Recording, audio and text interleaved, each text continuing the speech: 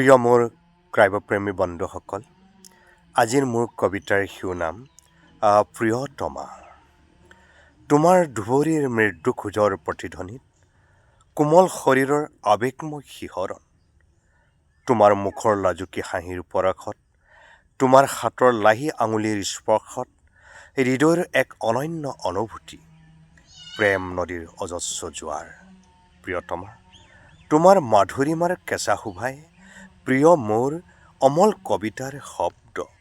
এই কবিতাটোকে মই ইংৰাজীত পাঠ কৰিবৰ কাৰণে প্ৰয়াস কৰিছোঁ।